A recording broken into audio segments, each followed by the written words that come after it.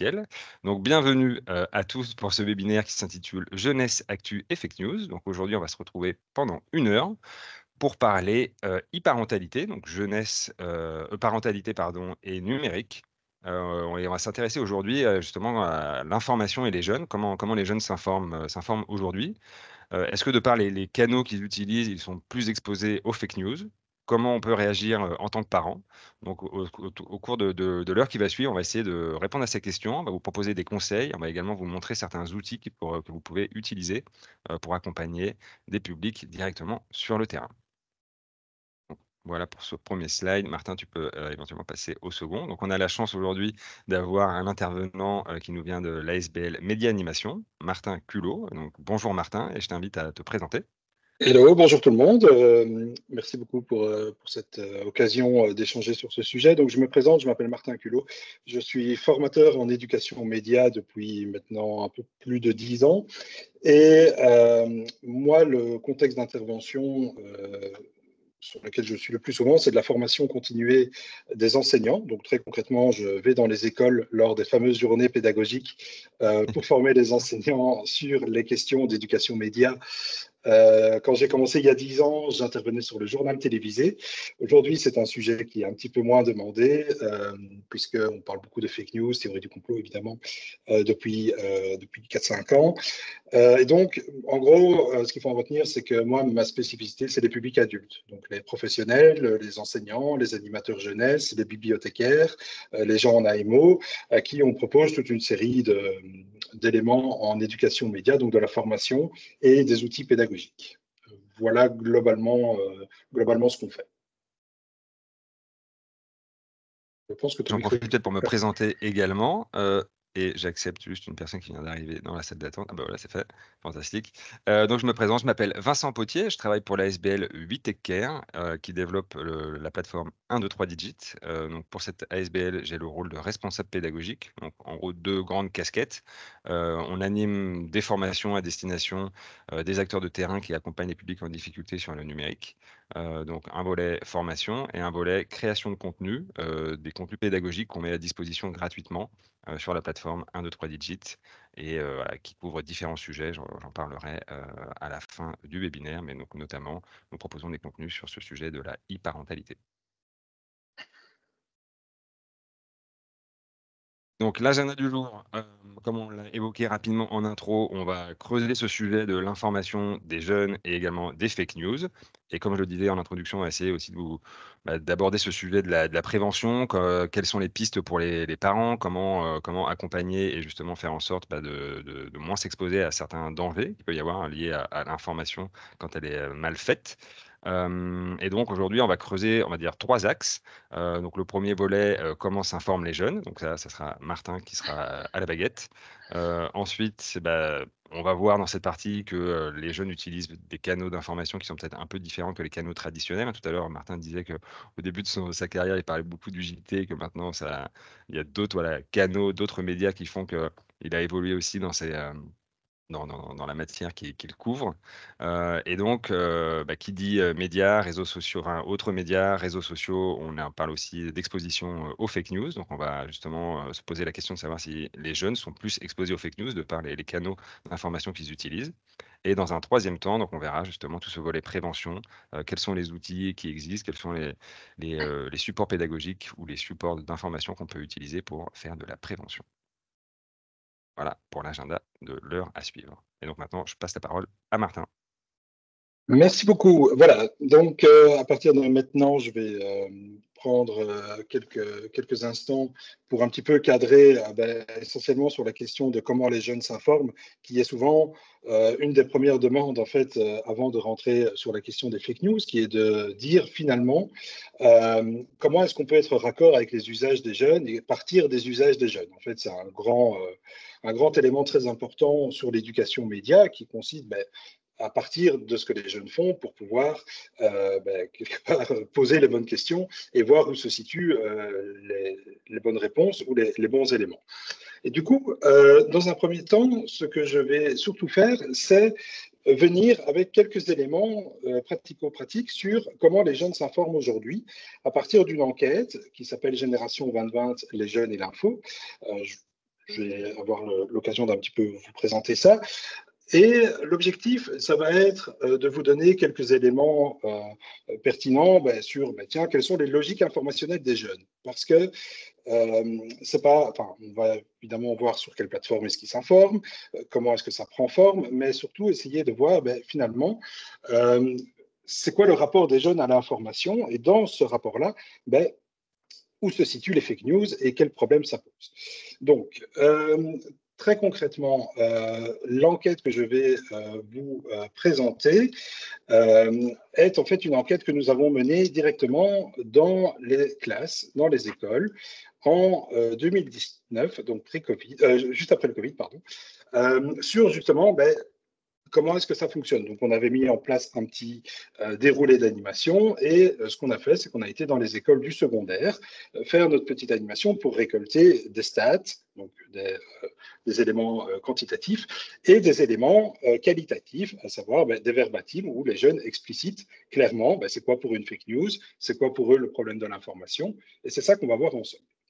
Donc, pour info, et les 2-3 éléments méthodaux que je vous donne ici pour avoir un peu de contexte, nous avons été dans les écoles du secondaire et nous avions 3 questions en tête lorsque nous avons été, à savoir, premièrement, répondre à la question de qu'est-ce que l'actu vu par les jeunes, c'est-à-dire que si nous, on a une représentation de qu'est-ce que l'information, qu'est-ce que l'actualité, voir un peu comment finalement les jeunes voient la chose et qu'est-ce que pour eux l'information.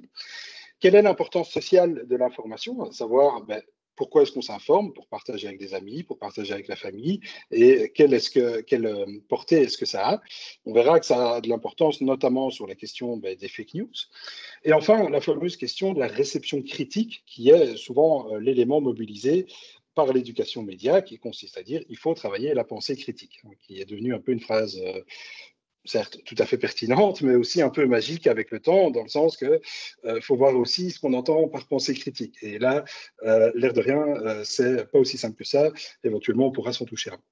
Alors, moi, ce que je vais vous proposer, c'est une version synthétique de l'étude. Si vous voulez la voir, j'ai mis le lien dans le chat, si vous voulez voir. Sachez juste que nous avons été dans 9 écoles différentes. Nous avons travaillé auprès de pas loin de 20 classes et pas loin de 300 élèves par rapport à ça. Alors, qu'est-ce qu'on apprend et avant d'aborder la question de qu'est-ce qu'on apprend dans l'enquête, là aussi, un dernier élément de contexte, c'est la période à laquelle nous avons mené cette enquête dans les écoles, où vous avez sur votre écran les 2-3 faits d'actualité qu'on demandait aux jeunes, tiens, est-ce que vous savez nous dire ce qu'il y a dans l'actu pour le moment?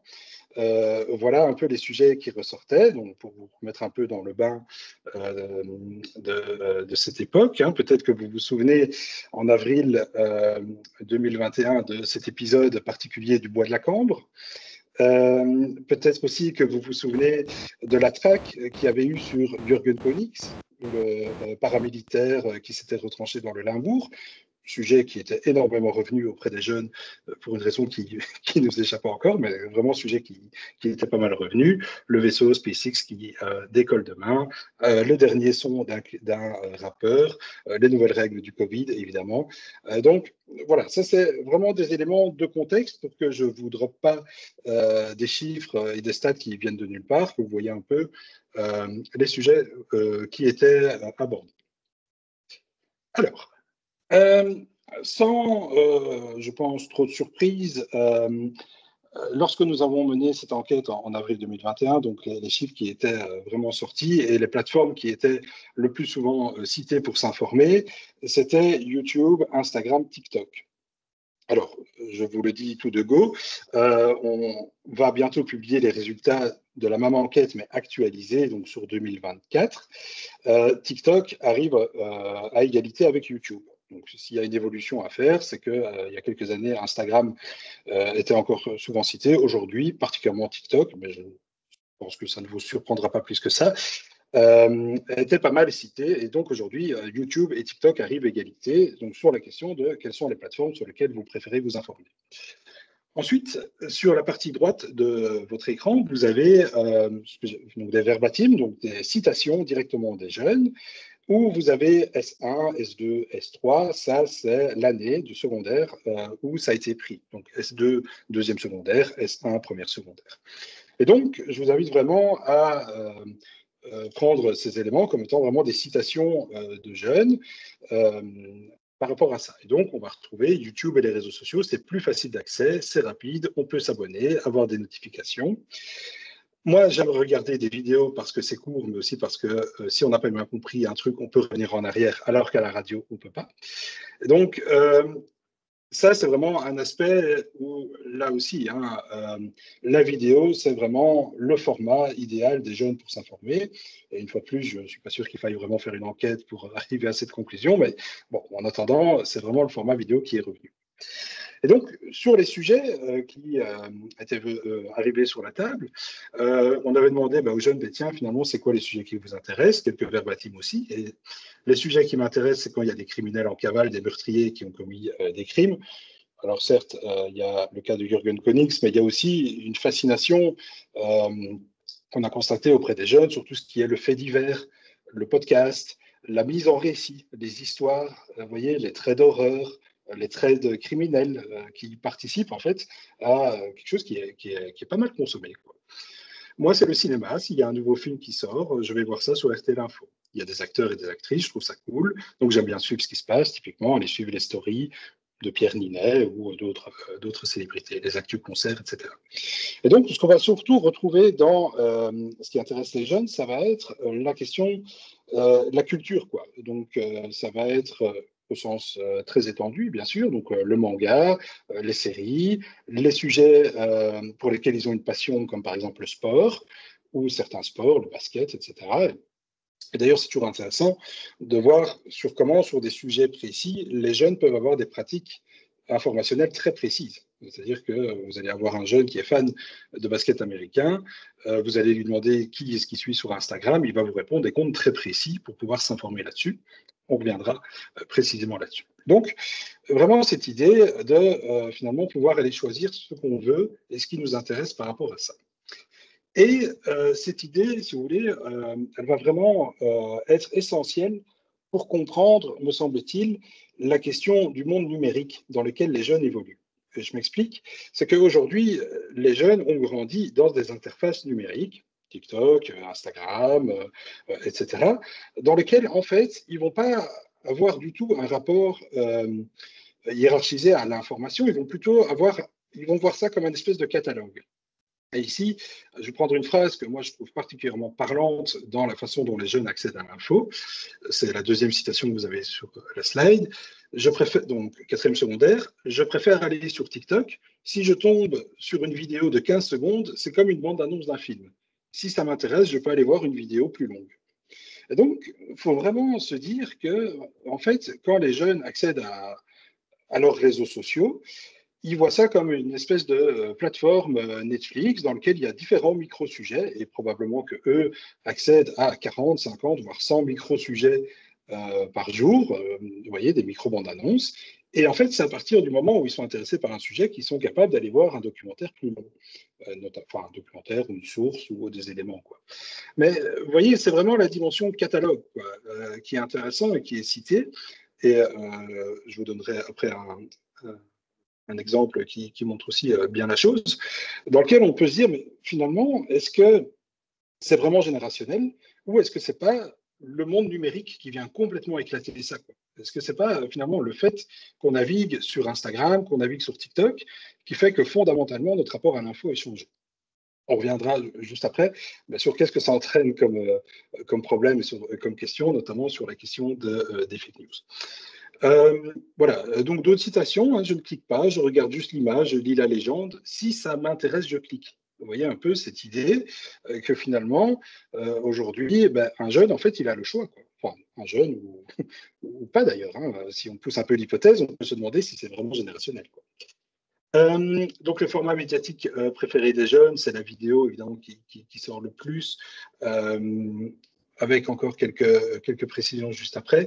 Pour sélectionner l'information, on a plein d'applications sur les téléphones, genre podcast sur iPhone, ça permet de suivre uniquement ce qu'on aime, et ça, c'est vraiment la citation qui ressort le plus quand on interroge des jeunes, c'est suivre uniquement ce que j'aime, j'ai direct ce que j'aime, c'est ça que je veux voir, et donc de voir comment est-ce que les jeunes, en fait, paramètrent leur compte pour avoir accès aux informations qui les intéressent.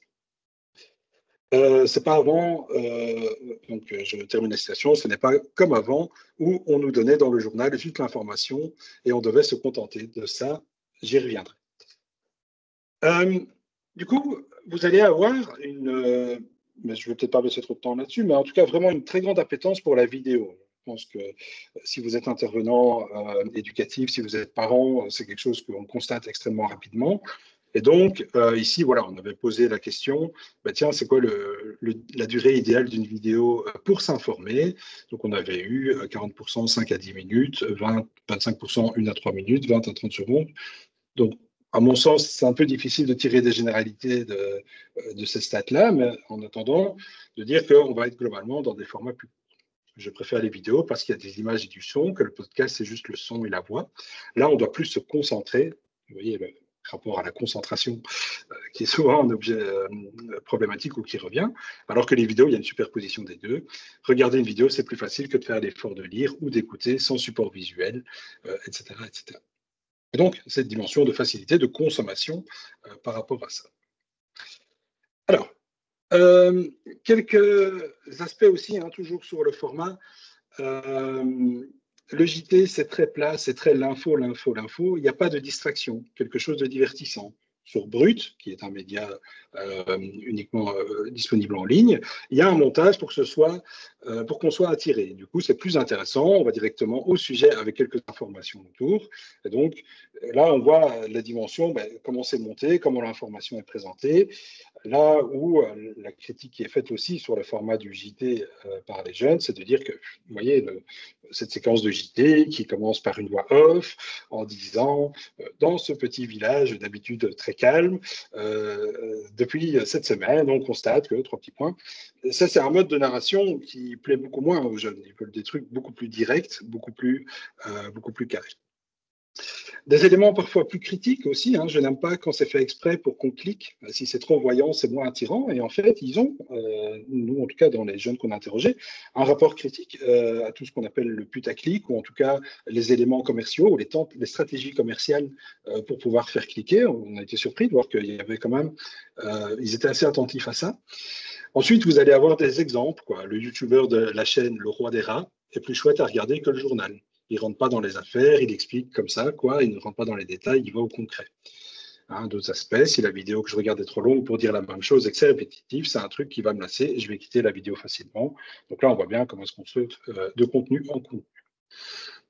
Alors, dernier élément sur la question de la tonalité et la façon dont l'info est présentée, c'est aussi la manière dont les adolescents vont apprécier la discussion et le débat et le point de vue autour de l'information.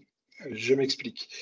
En fait, nous, parfois dans notre rapport à l'information, on a tendance à considérer qu'il faut qu'il y ait une distinction très nette entre le fait et le commentaire. C'est-à-dire que vous devez avoir l'information, même si le journaliste peut avoir son avis, quelque part, il faut que ce soit complètement scindé. En fait, nous, ce qu'on a constaté chez pas mal de jeunes, c'est qu'en fait, ils aiment bien discuter de l'information. Ils aiment bien échanger là-dessus, ils aiment bien avoir des réflexions. Ils ne les posent pas forcément en ligne, ça c'est encore une autre dimension, mais par contre, entre eux, ils discutent de ça. Et donc, vous voyez qu'ils ont aussi un rapport plus. On met en débat l'actu ou alors on parle de sujets qui nous intéressent, nous les jeunes, quoi. Donc, je trouve ça intéressant quand il va parler de quelque chose et puis il va donner son avis. Du coup, tu as des avis extérieurs. Tarmac, qui est un média de la RTBF, si vous ne connaissez pas, ça vaut la peine d'y jeter un œil. Bon, ici, je ne vais pas avoir le temps de vous poster un extrait, mais il y a un format d'information qui s'appelle Easy News, dans lequel on va être vraiment à la limite, quelque part, du fait et du commentaire, quoi. Je vous poste un extrait dans le chat si vous voulez jeter un œil. Et du coup, il y a un peu ce rapport-là. Donc, Tarmac, c'est sérieux, mais je n'ai pas vraiment l'impression qu'elle nous parle trop en mode sérieux. Donc, pour le dire autrement, un De Brigode en costume-cravate qui vous présente l'info les yeux dans les yeux sur un plateau de JT, c'est pas vraiment ça qui les attire, quoi. Ça va plutôt être un truc plus détendu, plus décontracté, dans lequel il y a un peu d'opinion, un peu d'avis. Ce qu'on préfère, nous les jeunes, c'est discuter, débattre, on se sent plus proche des gens qui donnent leur avis, des gens qui parlent juste comme ça de quelque chose et qui sont très froids, l'information passe mieux et on se sent moins attaqué par l'info. Au JT, ils balancent tout, ils dramatisent tout, alors que YouTube dédramatise beaucoup de choses. Bon, ça se discute, mais voilà, la citation est comme ça. Euh, alors, du coup, ce qui est intéressant, et on commence à arriver un peu aux conséquences ou à la question de la parentalité, c'est finalement le rôle social de l'information.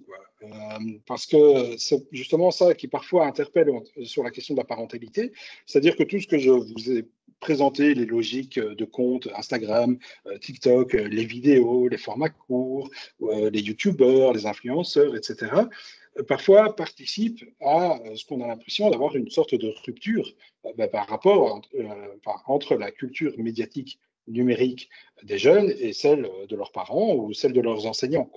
Hein, je ne discute pas trop de YouTube avec mes parents parce qu'ils sont plus journal et moi je suis plus YouTube, je regarde mes informations, ils regardent les leurs. Vous voyez un peu cette idée de fossé dans lequel en fait on ne partage plus la même culture médiatique, potentiellement plus quoi. Donc, avec madame, ça fait quelques séances qu'on parle un peu du Covid parce qu'on se posait des questions. En cours de citoyenneté, on en parle beaucoup. On se pose des questions, elle nous pose des questions, on répond, ça m'apporte des informations supplémentaires, etc. Et donc, nous, ce qu'on a observé, mais c'est probablement un aspect à creuser, hein, c'est que de la première secondaire à la troisième secondaire, les jeunes parlent surtout de l'information entre amis. Donc, ils vont parler de ce qui les intéresse, des sujets qui les intéressent. Ensuite, avec la famille, ensuite avec les enseignants. Et de la quatrième secondaire à la sixième secondaire, davantage avec la famille, et puis avec les amis, et enfin les enseignants. Donc, potentiellement, il y a ce risque de fausser par rapport à ça. Et donc, cet aspect, on en discute avec les amis, est très important pour les jeunes. Hein, je pense que je l'ai déjà dit, mais avec les amis, je suis plus à l'aise pour discuter de tout ça. Je sais qu'ils ne me jugeront pas pour mon avis. Oui, ça nous arrive de parler d'actualité entre nous, mais on ne parle pas de sujets sérieux, comme la justice et des trucs comme ça. On parle de trucs d'adolescents. Et donc, l'info au sens très large, hein, on va y revenir, au sens vraiment très large, est aussi quelque part un moteur social de discussion entre les jeunes. Avec des thématiques parfois très fortes, hein, et là, difficile de tirer des grandes généralités. Donc, ce que je dis ici n'est pas forcément représentatif de tous les jeunes, ça n'existe pas, tous les jeunes, mais bien des éléments plus précis. Hein. Quand je vois des publications contre le racisme ou pour l'égalité homme-femme, je partage encore bien, ce sont des choses qui me tiennent à cœur. Donc, il y a des sujets qui parfois tiennent plus à cœur que d'autres. Hein. Au niveau des fake news, c'est surtout les réseaux sociaux. Si on a envie de chercher des infos sur le sport et qu'on va voir un site sportif, on aura plus de confiance dans quelqu'un qui connaît et qui relaie l'information. Alors, donc, là, on va doucement arriver sur la question justement des fake news et de l'information et de la pensée critique, avec toute la prudence que j'annonce, qui est de dire que, bon, nous, on a fait une enquête où on a demandé aux jeunes s'ils étaient critiques sur l'information. Évidemment, ils sont tous critiques dans ce qu'ils ont déclaré. Vous voyez, on n'a pas fait un test de compétence par rapport à ça. Donc, c'est un peu des résultats aussi à prendre avec des pincettes, mais en attendant, pouvoir constater l'une ou l'autre chose. Donc, voilà. Donc, ici, ce que vous avez, c'est vraiment le grief principal qui est mis sur le journal télévisé. C'est assez en lien avec ce que je disais dans la première partie de l'exposé sur les formats consommés par les jeunes. Hein, j'ai l'impression qu'ils essaient de faire passer des trucs dans la tête des gens, et je n'aime pas trop ça, j'ai vraiment un vrai problème avec le JT. En fait, ce que les jeunes reprochent aux JT et aux journaux, c'est en fait de choisir un nombre trop réduit de sujets. Un JT, c'est quoi maintenant? C'est 12, 14 sujets, quelque chose comme ça. Et en fait, eux ont l'impression que la sélection de l'information est beaucoup trop étroite par rapport à ce qu'eux peuvent voir sur les réseaux sociaux. En termes de sélection, en termes de qu'est-ce qu'ils ont envie de voir, qu'est-ce qui les intéresse. Et donc, ils voient un peu le JT comme étant quelque chose d'extrêmement contraignant, mais pareil pour les journaux, par rapport à ce qu'ils peuvent voir par ailleurs. Qui n'est pas totalement infondé, hein, par ailleurs, comme critique. Hein, le choix des sujets d'actu, pourquoi est-ce qu'on parle d'un sujet et pas d'un autre, c'est évidemment des grands axes de travail de l'éducation aux médias avant cette question des réseaux sociaux numériques. Alors, j'en viens à un exemple de fake news. Je me souviens, j'étais dans une école à Rixensart, dans une classe de deuxième secondaire, face à donc, toute une classe. Et là, je me lance et je demande aux jeunes, je dis, voilà, on parle beaucoup de fake news. Est-ce que vous savez me donner un exemple de fake news? Je me dis, voilà, très concret, est-ce que vous avez un exemple de fake news à me sortir? Et là, une jeune fille me sort l'exemple suivant. À un moment, sur TikTok, ils avaient dit qu'aux États-Unis, il y avait un truc qui tournait partout. Une journée du viol où les hommes pouvaient violer. Ils n'en ont pas parlé à la télé, ils en ont parlé sur TikTok, Instagram. Mes parents, quand je leur en ai parlé, ils m'ont dit que c'était un truc à la con, que c'était faux. Après, on en parle entre nous. Il y a ceux qui y croient, il y a ceux qui y croient pas. Moi, je suis quand même resté chez moi, on ne sait jamais. Alors, pour moi, cet exemple est pas loin d'être parfait dans le fait qu'il illustre tous les aspects et toutes les questions sur la dimension fake news. Je, je vais un peu détailler par rapport à ça. Donc, à un moment sur TikTok, ils avaient dit qu'aux États-Unis, il y avait un truc qui tournait partout. Donc, ce qui est intéressant, c'est qu'ici, déjà, on montre qu'il y a un sujet qui émane sur TikTok ou sur Instagram, mais qui n'émane pas dans les médias traditionnels. Vous voyez, ça fait partie du genre d'infos qui circulent sur les réseaux sociaux, mais dont on ne va pas forcément parler dans les médias dits traditionnels, terme qu'il faudra, à mon avis, un jour un peu revoir. Mais donc, vous voyez un peu la coupure, quoi, ou la césure entre les médias numériques, TikTok, Instagram, et les médias, entre guillemets, traditionnels. Alors, la fake news, elle est par définition, elle est fake. Donc, l'idée qu'il existerait une journée où les hommes auraient le droit de violer, donc faux dans son caractère factuel, évidemment. Par ailleurs, ce qui, moi, m'intéresse aussi dans ce genre de choses, c'est de voir un peu d'où ça vient et comment c'est construit. Ici, pour avoir un peu étudié le sujet, en fait, c'est jamais qu'une espèce de légende urbaine remâchée d'une série de films que vous avez peut-être déjà vus, donc La Purge, donc American Nightmare, si je ne dis pas de bêtises, dans le titre original, qui est justement un film de fiction dans lequel, une journée par an, il n'y a plus de droits, quoi. Chacun fait ce qu'il veut. Et donc, dans cette fake news, il y a une espèce de remâchage de rumeurs, de légendes urbaines par rapport à ça, où on dit, en fait, pendant une journée par an, les hommes peuvent violer. Fonction, par ailleurs, totale de patriarcat. Alors, ce que je trouve intéressant, c'est de voir qu'il y a eu une stratégie de vérification de l'info. C'est-à-dire, j'en ai parlé à mes parents. Donc, il y a eu quelque chose de l'ordre de, je vais essayer de voir si c'est vrai ou pas. Mes parents, ils ont dit que c'était faux, que c'était un truc à la con. Donc, quelque part, ils ont débunké l'info en disant que c'était pas vrai. Vous avez juste ensuite la dimension sociale et l'importance des jeunes de parler de ce genre de choses. Et donc, on en parle entre nous, il y a ceux qui y croient, il y a ceux qui n'y croient pas. Vous voyez, cette dimension, on discute un peu des rumeurs, un peu des légendes urbaines qui circulent par rapport à ça. Et enfin, les faits que ça a. C'est ça aussi qui est vraiment intéressant à observer. C'est pas juste que c'est une fausse information, c'est que ça a un effet. Je suis quand même resté chez moi, on ne sait jamais. Vous voyez? Et en fait, c'est un truc, donc cette histoire de journée du viol, qui est revenue en 2020, en 2021, en 2022, en 2023. Alors cette année, c'est pas revenu, pour une raison que j'ignore, en 2024. Mais ce que je veux mettre en avant ici, c'est que finalement, les réseaux sociaux, TikTok, Instagram, etc., c'est vraiment des moulins à parole, quoi. C'est des trucs où il y a tout type de discours qui circulent, évidemment du vrai et du faux, évidemment des avis, de l'opinion, de la rumeur, de la théorie du complot, etc. Mais la grande différence entre le modèle que je vous ai présenté ici depuis une demi-heure, c'est qu'en fait, tout est mélangé, quoi.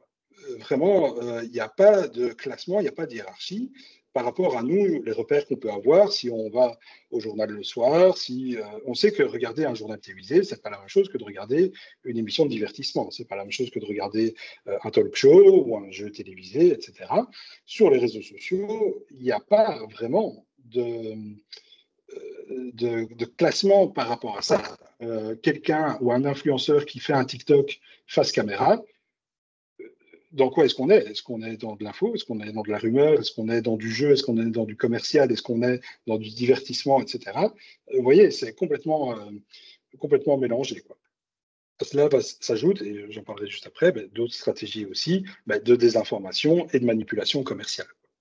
Mais vous voyez ici, un peu sur cette fake news-là, comment c'est vraiment spécifique aussi à la manière dont ça circule sur les réseaux sociaux, dont les jeunes vont en parler entre eux, dont on doit mettre en place une stratégie de vérification, mais aussi l'effet que ça a, ce qui est, pour le coup, ici, particulièrement dommageable.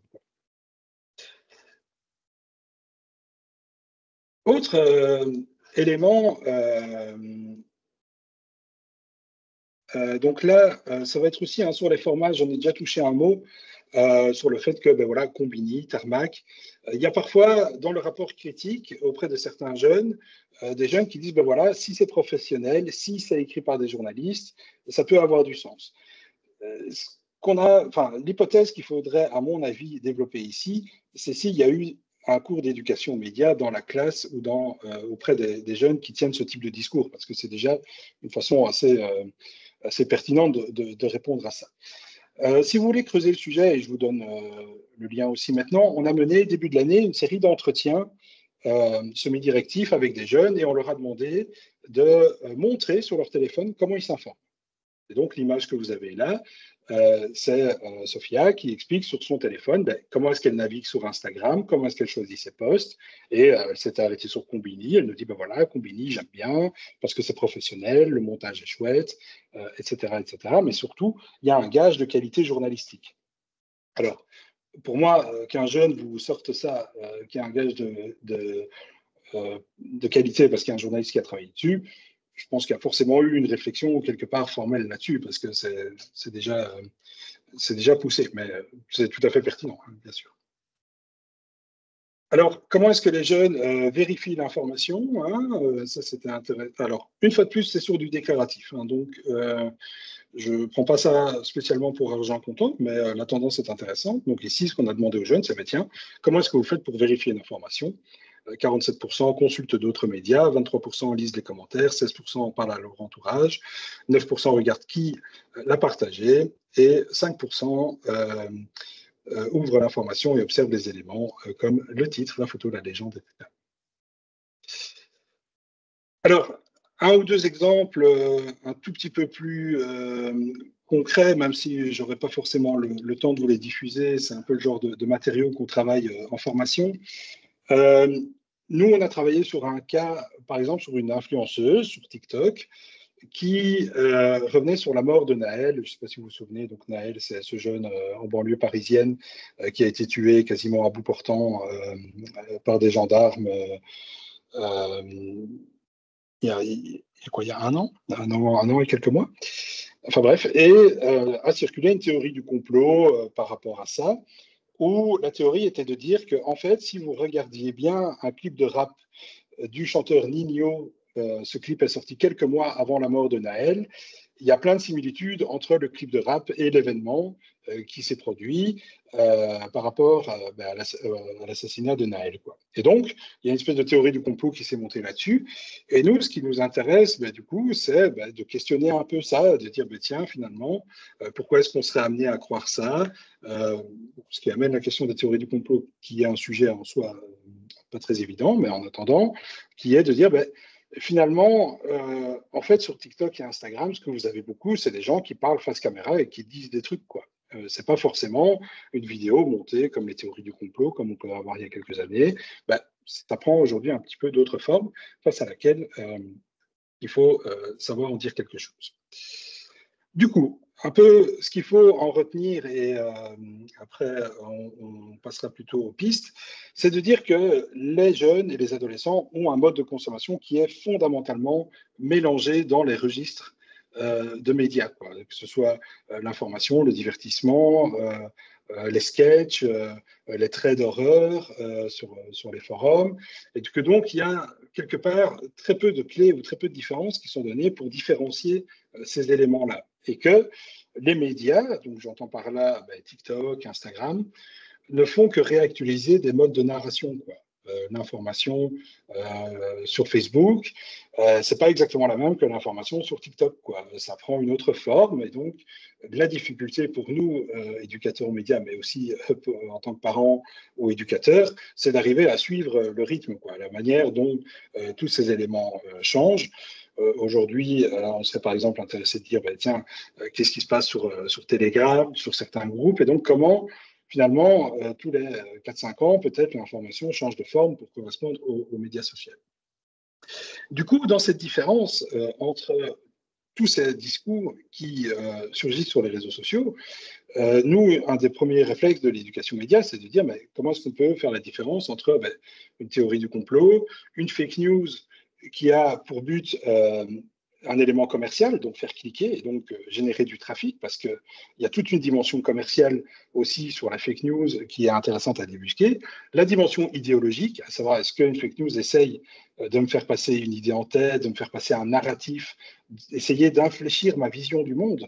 Et les jeunes sont très réactifs quand on leur dit, mais vous savez, les fake news essayent de vous manipuler. Sur la question de la manipulation, ils sont généralement assez intéressés de voir un peu ce qui se passe.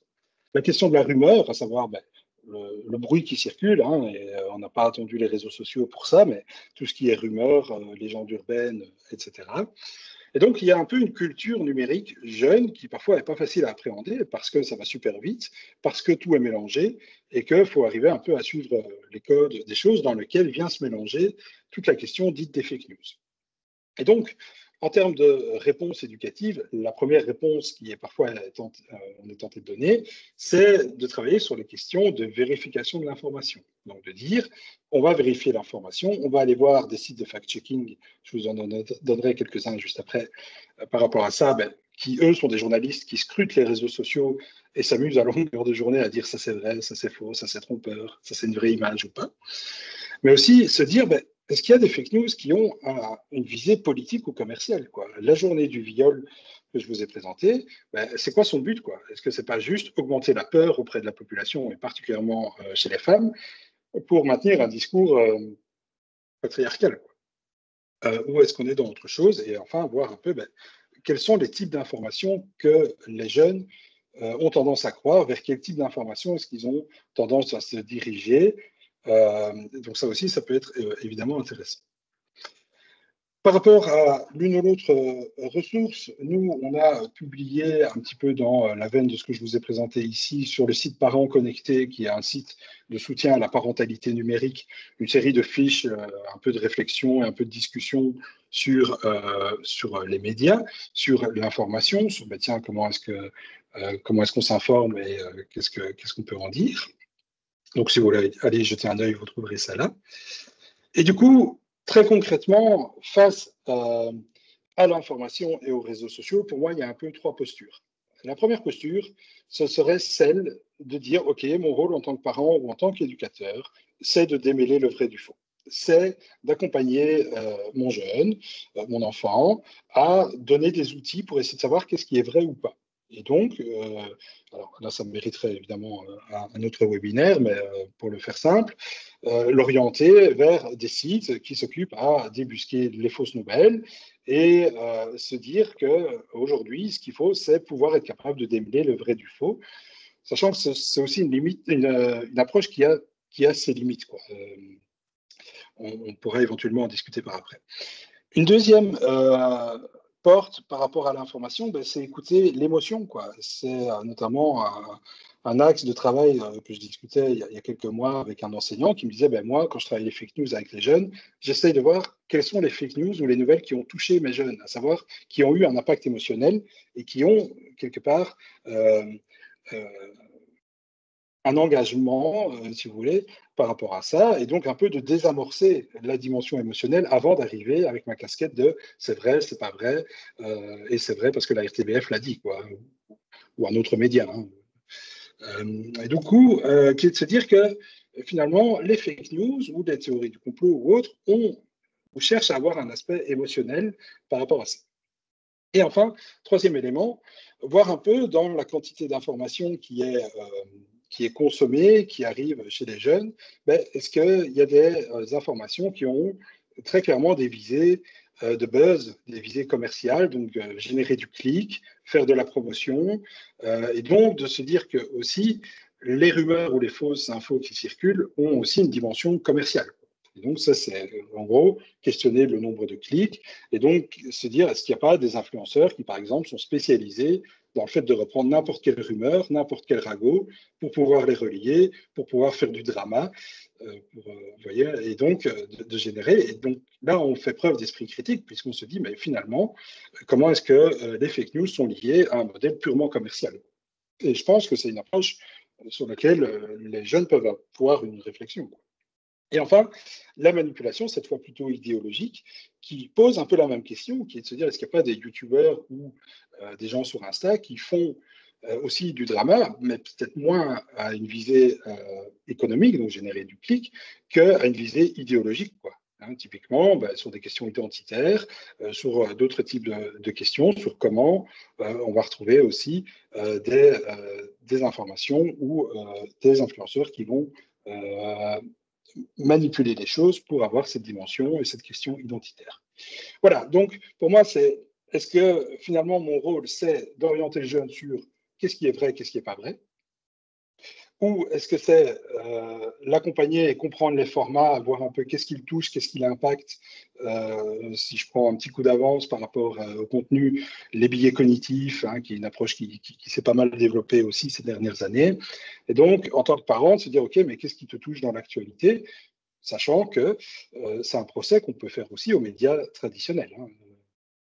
C'est une critique qu'on fait régulièrement d'ailleurs aux médias traditionnels, qui est de dire qu'à trop suivre l'actu, parfois on peut finir presque en dépression, quoi. Et enfin, questionner la manipulation, donc la dimension économique ou la dimension idéologique. Euh, Quelques outils ou quelques sites de fact-checking, hein, en Belgique francophone, vous avez Faki, le service de fact-checking de la RTBF, qui est vraiment le service de lutte contre la désinformation, où vous allez avoir plein de démentis, hein. Donc non, cette image ne montre pas tel effet, tel élément. Vous avez Check News, les décodeurs, Edmo Belux, qui travaillent aussi sur ces questions de fact-checking ou de vérification de l'information. Voilà, peut-être juste, avant de te laisser la parole, parce que je l'ai dit sans le dire, mais pourquoi est-ce que je prends un peu ce point de passage ici? C'est pour se dire aussi que finalement, si on veut penser notre action éducative auprès des plus jeunes, à savoir qu'est-ce que je peux faire contre les fake news, comprendre leur code, comprendre leur élément où ils échangent sur les réseaux sociaux, même si parfois les jeunes ont bon jeu de se montrer assez hermétiques et de garder ça pour eux parce que c'est un peu leur sanctuaire. Mais en attendant, s'intéresser à une culture médiatique qui n'est pas forcément la nôtre est intéressant, quoi, parce que ça permet aussi de nous voir un peu comment la question se pose là-dessus. Et le fait qu'aujourd'hui, j'insiste tant sur le fait qu'aujourd'hui, le problème, c'est que sur TikTok ou Insta, tout est mélangé et il n'y a plus de hiérarchie de l'information. Et du coup, le jeune est parfois un peu laissé seul à lui-même sans trop de repères. Ici, les balises que je vous propose consistent en fait à un peu remettre l'une ou l'autre, l'un ou l'autre point de repère par rapport à ça. Voilà, je vais laisser la parole à Vincent. Je vais arrêter mon partage d'écran. Yes. Voilà. Juste le temps pour moi de réactiver mon micro. Alors, attends, du coup, j'avais quand même 2 slides à présenter. Je vais juste me remettre moi sur les bons slides. Une petite seconde. Hop.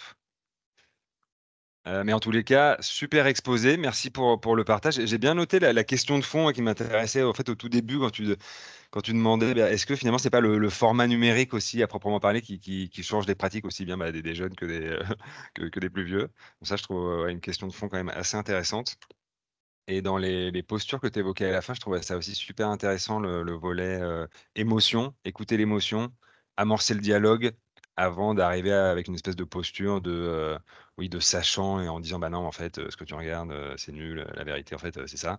Ouais, de rentrer plus dans cette démarche de dialogue qui est peut-être plus adaptée moi aussi, je suis parent, je me rends bien compte que dialoguer avec les enfants, c'est quand même la clé pour résoudre tout un tas de choses à la maison, notamment ce sujet de l'accès à l'information également.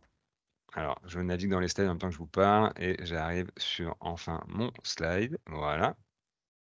Donc, je vais partager mon écran juste rapidement. Ce que je voulais faire en cette fin de webinaire, c'était vous partager. Oups, je me suis trompé d'écran. Alors, attendez. Petite manip. Je retourne. Voilà. Excusez-moi. Voilà, donc là, je partage le bon écran. Parfait. Donc ce que je voulais vous montrer en cette fin de webinaire, c'est les ressources, à disposition sur cette thématique de la parentalité, de la e-parentalité sur 1, 2, 3 digits. Donc sur la plateforme, on retrouve, voilà, tout un ensemble de kits pédagogiques et de matériel qui visent à accompagner les personnes, alors de manière générale en difficulté sur le numérique, mais pas que des grands débutants. Et on a aussi du coup diverses thématiques à côté de juste prendre en main un ordinateur ou un smartphone. Et on a cette fameuse thématique sur la parentalité que je vais vous montrer après en live, mais donc juste sous forme de slide, qu'est-ce qu'on va retrouver dessus? On va retrouver 3 grands types de contenus. Donc on a des kits pédagogiques à la sauce 1, 2, 3 digits, donc qui contiennent en général un support interactif à utiliser principalement pendant un atelier en présentiel. On a également une fiche résumée et une trame d'animation. Et donc la trame d'animation, c'est plutôt le déroulé de l'atelier qui est prévu à destination du formateur. Donc du coup, voilà, en lisant cette trame d'animation, on sait que l'atelier va durer tant de temps, que j'ai besoin de tel et tel matériel, voilà, toutes les infos finalement pour préparer l'atelier. Et à côté de ça, donc on a le support et la fiche résumée qui va avec. Et donc récemment, on a mis en ligne un module, un atelier sur ce thème justement des fake news. Donc je vous invite, je partagerai le lien dans le chat tout à l'heure, mais également dans le mail que je vous enverrai suite au webinaire. Ce que vous allez retrouver également comme type de contenu sur la plateforme 1, 2, 3 digits, ce sont donc des ressources tierces. Alors derrière ce terme un peu barbare, finalement, qu'est-ce qu'on veut dire? C'est des contenus qui ne sont pas développés par l'équipe 1, 2, 3 digits, mais qui sont développés par d'autres. Ça peut être des vidéos sur YouTube, ça peut être justement des contenus développés par d'autres acteurs comme Média Animation. Donc on a également des contenus développés par l'ASBL, enfin des liens vers ces contenus sur notre plateforme. Et vous allez retrouver également des articles médias. Donc sur 1, 2, 3 digits, il y a également un média dont le but est un peu de faire la veille sur tout ce qui est numérique. Et donc, ce sujet de la e-parentalité n'échappe pas à la règle. Et dans la veille qu'on fait, on a également certains sujets liés à cette thématique-là. Donc, vous retrouvez également des liens vers les articles médias 1, 2, 3 digits dans cette grande thématique e-parentalité qui se trouve sur la plateforme. Alors là, voilà, je vous ai présenté ça sous forme de slide. Je vais prendre le temps de montrer rapidement à quoi ça ressemble sur la plateforme. Donc, logiquement, vous devez voir la plateforme 1, 2, 3 digits affichée maintenant à l'écran. Voilà, je vais juste zoomer un petit peu pour que ça soit plus clair. Et donc, juste un petit rappel, hein, pour accéder finalement au centre de ressources, ça se passe en haut via le petit menu, la barre de menu tout en haut. Là, je vais cliquer volontairement sur toutes les thématiques pour pouvoir afficher toutes les thématiques qui sont à disposition. Donc, vous voyez qu'il y en a plusieurs. Là, je vais cliquer sur parentalité et numérique pour justement vous montrer, voilà, en live où se trouvent tous les éléments que je viens d'évoquer. Donc, vous voyez que les différents modules dont je parlais, les kits pédagogiques, vont se retrouver plutôt ici. Donc, tous les liens en violet sont des ressources qu'on met à disposition. On a également des liens vers les fameux articles que j'évoquais à l'instant. On a différents modules. Donc, vous voyez, si je regarde, je m'arrête juste sur les intitulés. On a découvert la plateforme Smart School, numérique en famille. Donc, on a découpé en partie 1, partie 2, qui sont surtout des conseils sur voilà, comment, en tant que parent, justement, traiter ce sujet du numérique, l'accès à l'info, le contrôle parental sur YouTube, par exemple, et ce genre de questions, le cyberharcèlement également. Donc là, c'est vraiment des conseils pratico-pratiques, plutôt à destination des parents. Et donc l'idée, voilà, il y a toute la matière pour animer un atelier sur ce sujet auprès des publics que vous accompagnez éventuellement. On retrouve également les ressources donc, tierces que j'évoquais à l'instant, donc les ressources créées par entre guillemets, la communauté 1, 2, 3 digits, mais pas que, donc qui sont plutôt des liens vers des ressources externes. Donc là, on en voit encore quelques-unes. Et donc ce fameux module, comment se protéger des fake news. Donc je vais peut-être m'arrêter sur celui-là, vu que ça fait quand même écho à ce dont on parlait à l'instant. Donc j'ouvre ça dans d'autres onglets. Et dedans, vous allez retrouver alors différentes informations. Donc là, je vois que j'y suis allé, j'ai navigué dans le module juste avant le webinaire, donc je ne suis pas directement sur la page d'accueil. Mais donc voilà, l'intitulé est Comment se protéger des fake news. Dedans, vous allez retrouver différents d'ailleurs, types de médias. Il y a des vidéos, il y a du texte, il y a des éléments interactifs. Et l'idée, c'est, au travers de ce module, de poser voilà, le sujet de qu'est-ce qu'une fake news, comprendre ce que c'est, comprendre comment ça marche, quels sont justement ce que recherchent les personnes qui vont créer ces fake news, comme l'évoquait tout à l'heure Martin. C'est quoi le but recherché? Est-ce que c'est de faire le buzz? Est-ce que c'est de changer l'idéologie, de faire passer des messages particuliers, peut-être politiques, ce genre de choses?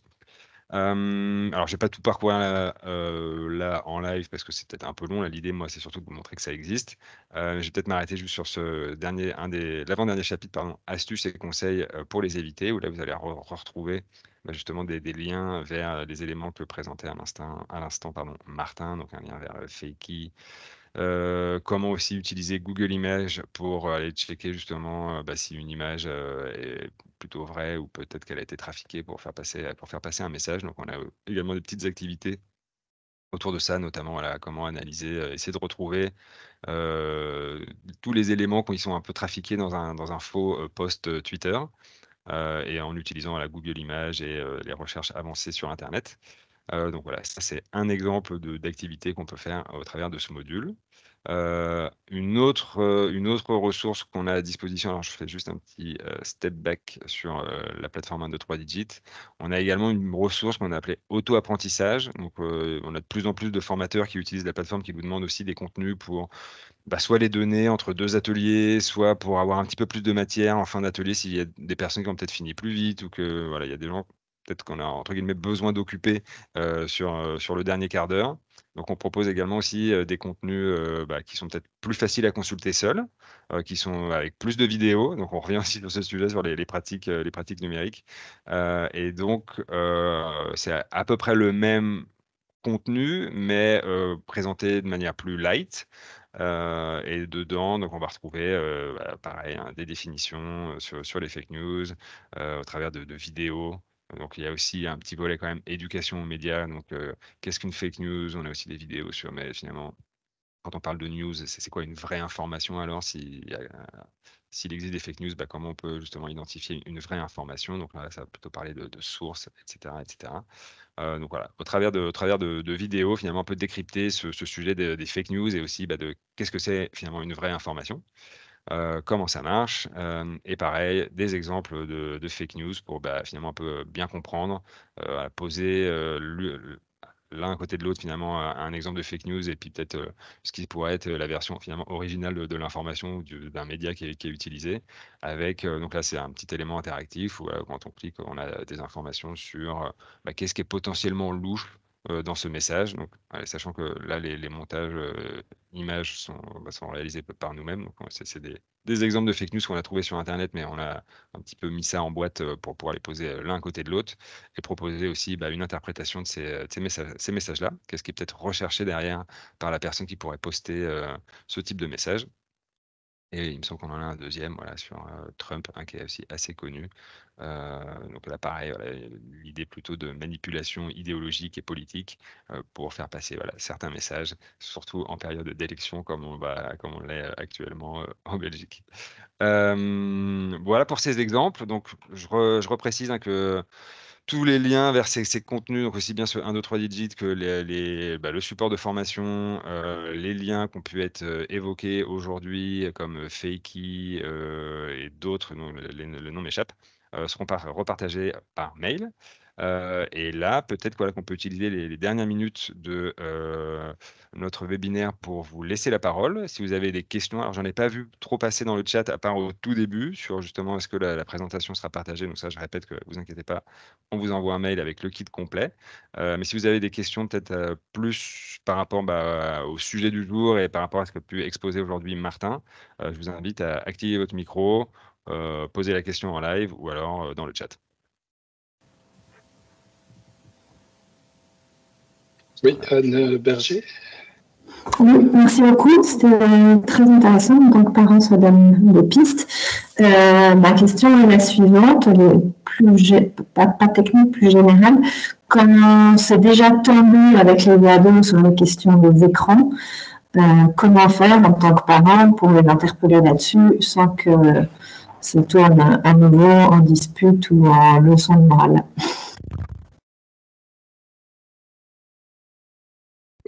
Donc, la question, c'est comment aborder le sujet sans que ça... Comment aborder le sujet quand c'est déjà tendu entre parents et ados sur les écrans. Voilà, nous, on est toujours derrière nos ados, il y a des limites dans tous les sens, mais les applis fonctionnent mal, je trouve, pour contrôler leur temps d'écran. De toute façon, il y a plusieurs écrans dans la maison, donc ils arrivent toujours à... Voilà. Et si on vient en disant, tiens, allez, on va parler de votre façon de nous informer, moi, je suis certaine qu'ils vont se fermer et que d'emblée, on ne part pas sur le bon pied. Et je me demande un peu comment désamorcer la bombe et faire en sorte qu'on puisse leur apporter quelque chose.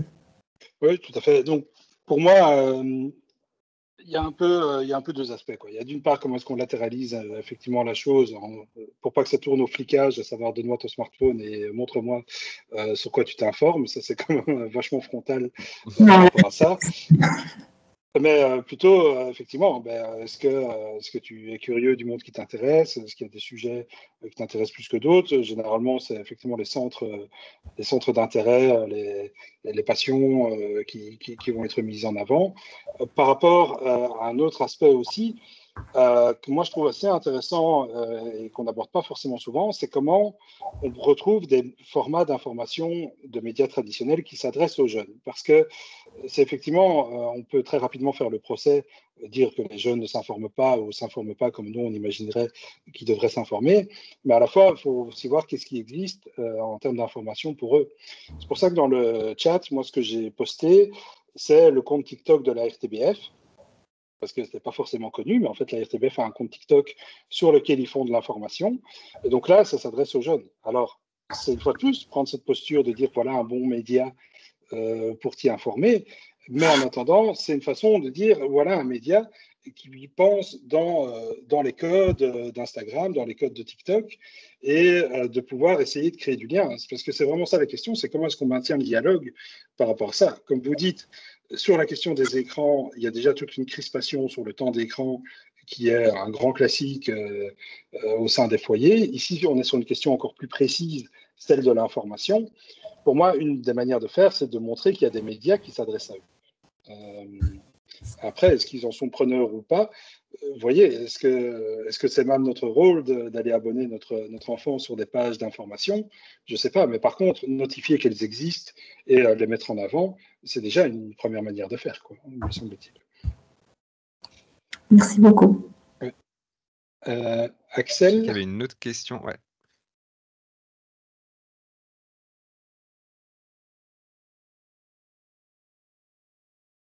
Alors, si Axel n'est peut-être pas dispo, je vois qu'il y avait une main levée, Anne Berger et... Non, ça y est. Ah d'accord, ça c'était vous, pardon.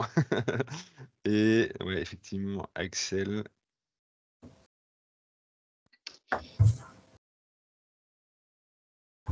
Alors Axel, si ça marche pas, ok, avec le micro dans le chat, vous pouvez également poser votre question, puis on peut y répondre en live. Mais il faut d'abord poser la question dans le chat.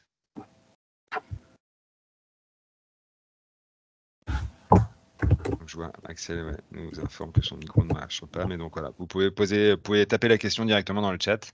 Et si entre-temps quelqu'un a une autre question. Ouais, je vois dans le chat un intervenant sur les questions. Sur les questions de parentalité numérique, oui, Arnaud Zarbo, du centre Nadja, lui, il est plutôt thérapeute, donc il intervient effectivement sur ces questions. Vous pouvez aller voir aussi du côté de Child Focus, ils ont aussi des référents numériques par rapport à ça.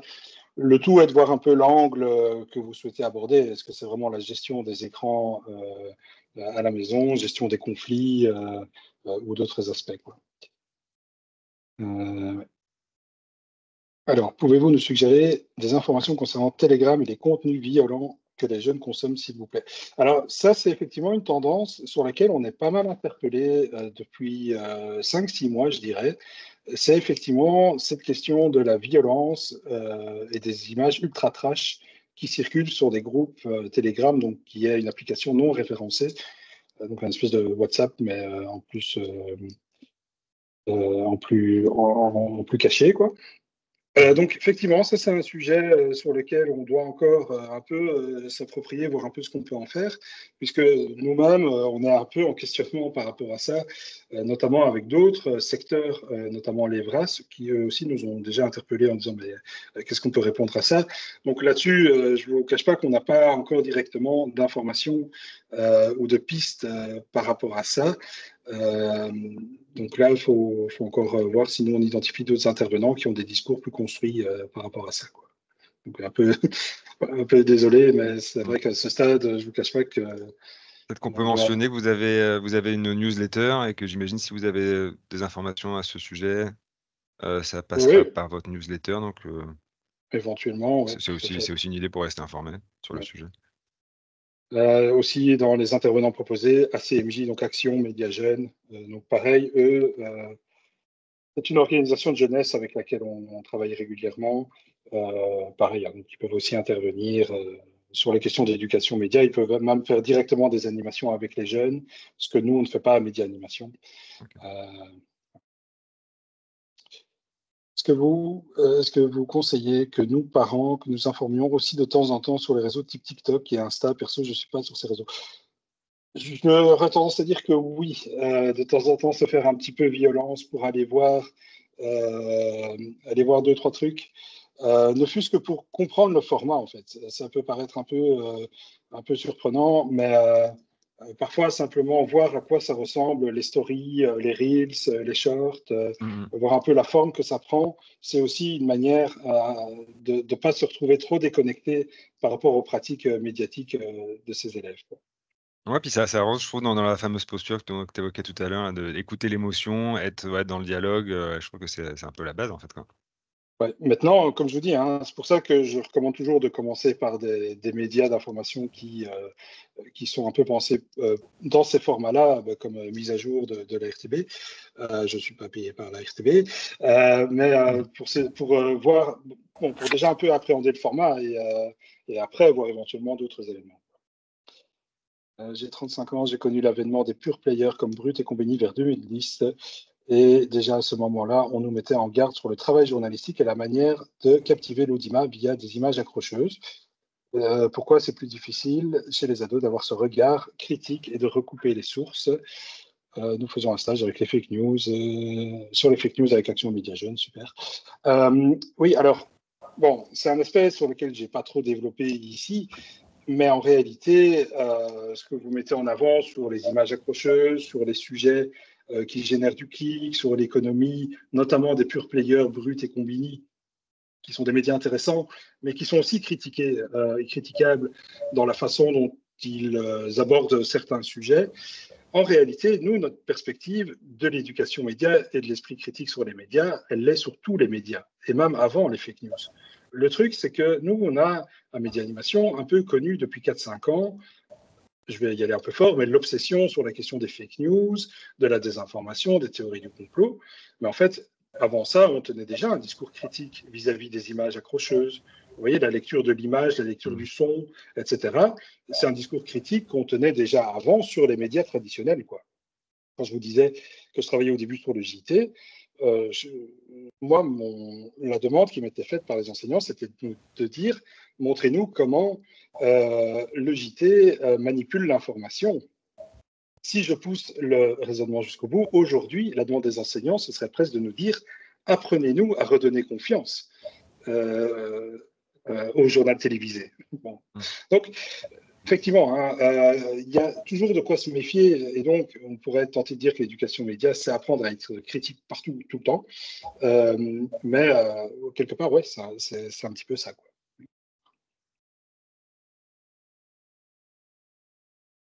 Ok, j'ai l'impression qu'il n'y a plus d'autres questions dans le chat. Alors, oui, Anne Berger. Désolée, je monopolise la parole. Si vous avez un avis sur le rôle que tient l'école en général, et si ces séances d'éducation aux médias, est-ce que c'est relativement répandu? Est-ce que c'est quelques écoles? Moi, je n'ai pas l'impression que mes enfants soient passés par là. Peut-être ils en ont parlé de temps en temps en cours de citoyenneté, mais en tout cas, à mon échelle, j'ai l'impression qu'il y a une lacune énorme, mais peut-être que je me trompe. Alors, l'éducation média, donc c'est un vieux débat. Est-ce qu'il faut un cours d'éducation média ou pas? En fait, l'éducation média, globalement, elle est parsemée un peu partout. Et du coup, le risque, c'est qu'elle soit un peu nulle part. Je veux dire par là que c'est une matière qui est transversale. Donc, tous les enseignants pourraient être amenés à faire de l'éducation média, le prof de français, le prof d'histoire, le prof de sciences sociales, etc. Mais le truc, c'est que, enfin moi, ce que j'observe sur le terrain, c'est que globalement, ça dépend surtout de la bonne volonté et de l'enthousiasme de l'un ou l'autre enseignant, quoi. Donc, moi, je trouverais fascinant qu'il y ait effectivement de l'éducation média de façon extrêmement ancrée. Le truc, c'est que ça fait partie de ces disciplines, un peu comme les VRAS ou l'éducation à l'environnement, vous voyez, qui restent extrêmement transversales, quoi, et donc saupoudrées un peu partout. Et du coup, c'est parfois un peu au petit bonheur la chance de s'il y a eu une éducation média ou pas, quoi. Après, reste aussi à voir laquelle, hein. Donc, en Belgique francophone, par exemple, il y a un dispositif qui s'appelle Journalistes en classe qui propose d'accueillir des journalistes dans les classes pour débattre de ça. Merci. Alors, je vais juste, enfin, je me permets de faire un dernier élément et après on peut redonner la parole. Juste par rapport au fait que la semaine prochaine, nous allons publier l'édition 2024 de notre enquête sur les jeunes et le numérique. Donc en gros, ce qu'on a fait fin 2019 sur comment les jeunes s'informent, combien de temps sur les plateformes, quelle différence entre le primaire et le secondaire, à quel âge le premier smartphone, le temps d'écran, enfin toute une série de questions comme ça qui sont beaucoup plus larges que ce qu'on a abordé aujourd'hui, à savoir l'information. Juste pour info, nous, le vendredi 31 mai, on publie les résultats de notre nouvelle enquête. On est super contents. On a eu 3700 répondants dans le primaire et le secondaire sur les questions de numérique. Et donc, on va publier l'enquête. J'aurais été ravi de vous dire qu'il nous reste des places, mais malheureusement, on est sold out parce qu'on présente les résultats à la Fédération Wallonie-Bruxelles. Malheureusement, on est sold out, mais par contre, sur le site Génération 2024, on va publier le livret de résultats. Donc, c'est un PDF avec tous les résultats. Et donc, si vous voulez avoir des chiffres actualisés sur ces questions, à ma connaissance, c'est la seule enquête en Fédération Wallonie-Bruxelles sur les usages du numérique chez les jeunes. Voilà, maintenant, ma petite pub est faite. Et alors, juste pour info, c'est un dispositif qui existe aussi en Flandre. En Flandre, ils ont aussi ce baromètre du numérique. Et fin juin, là par contre, il reste des places, fin juin, nous organisons une comparaison Flandre, Fédération Wallonie-Bruxelles sur les usages numériques. Et donc, ça va être un peu plus, sur l'échange intercommunautaire, sur quelles sont les réalités qu'on observe, etc., etc. Super intéressant. Je vais m'inscrire. 27 juin. Voilà. Ok, je repasse un petit coup dans le chat pour voir s'il y a des questions supplémentaires. Non, j'ai partagé un lien vers l'émission Les News, donc qui est aussi un journal de la RTBF, mais qui est vraiment adapté aux enfants. Je ne sais pas exactement quelle tranche d'âge, mais c'est aussi, ouais. Moi, je sais qu'avec mes enfants, on regarde aussi ça. C'est un bon moyen d'échanger sur l'actualité. Ça génère des questions, des discussions, et c'est un petit moment assez convivial. Donc voilà, je voulais le partager aussi dans le chat. Voilà. Je vois qu'il n'y a pas d'autres questions, donc j'en profite pour remercier Martin pour l'exposé très complet et très clair. Je vous remercie aussi, vous tous, pour votre participation à cet événement.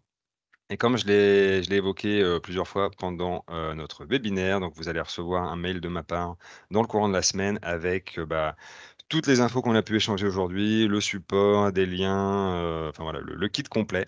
Donc voilà, ça va arriver dans votre boîte mail d'ici vendredi, d'ici fin de semaine. Je vous souhaite encore un bon appétit et une bonne journée pour la suite de la journée. Merci beaucoup. Bonne journée, au revoir, et je coupe l'enregistrement, effectivement. Hop. Faut que j'oublie, voilà, c'est parti.